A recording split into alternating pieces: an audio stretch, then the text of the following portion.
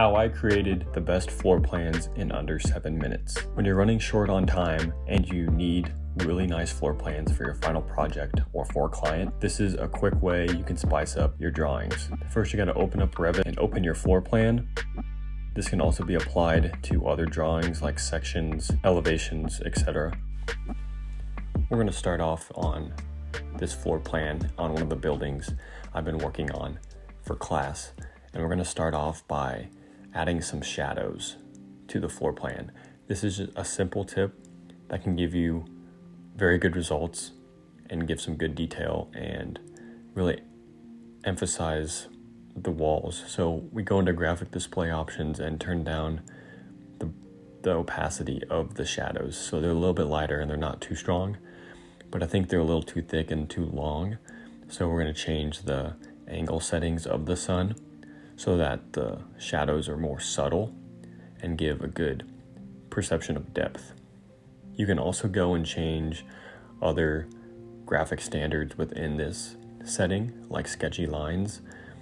As you see when I zoom in, it kind of gives more of a sketchy effect on these floor plans. That's not the goal I'm looking for this specific plan, but it's just a tip. So next we'll go and export the image as a PNG.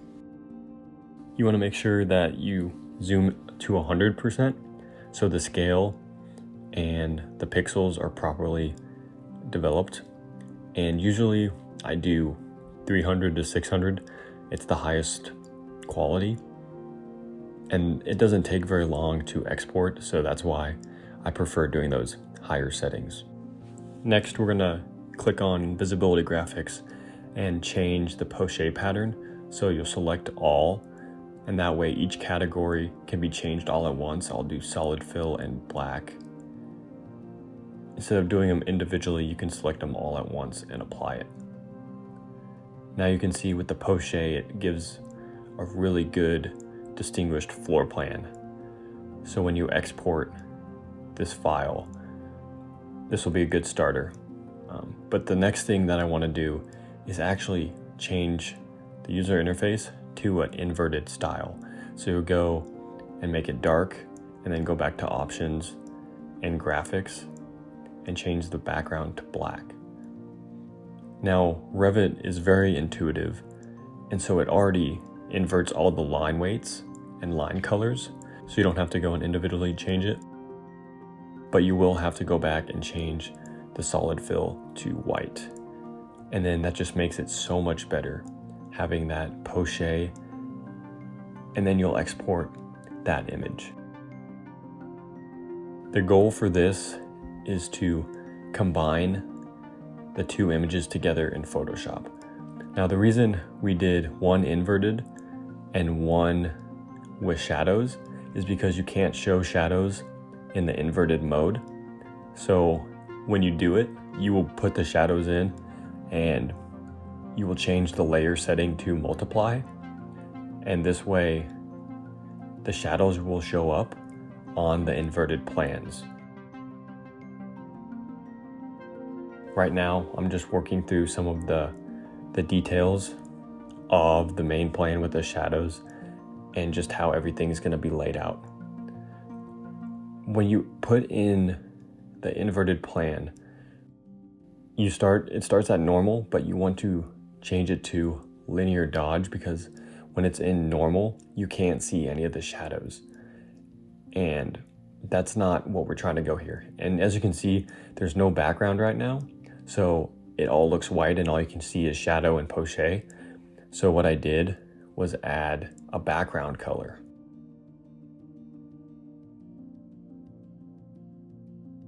And another thing you can do is do duplicate layers of the white lines so that it makes it look even thicker.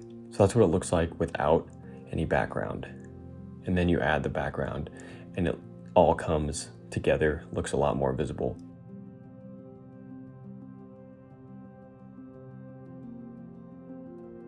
And more visible when you turn on multiple layers of the inverted style. And then I'll add in the poche layers of some things that were missed and elevator shafts. But the next thing that really helps is adding materials. Right now, this is a pretty good plan for only taking a couple minutes, but adding flooring materials and context really helps out. It's as simple as downloading materials and just putting them in and then cropping out with the mask tool on that layer to fit the specified area. So having a couple different types of flooring make it more realistic because every room has a different purpose. And as you can see, this is what the layer looked like before I put on the mask, and then it shrinks down to the room when I outlined it with the tool. And so this is how the file plans look. It really came together well and only took maybe 5 to 7 minutes. If you're really on a time crunch, this is the best way to do it. And it can be used with 2 software programs under 10 minutes and can be applied for other architecture drawings like sections and elevations. And it's a great tool just in general to have better plans than everyone else. Thank you for watching and welcome to the grind.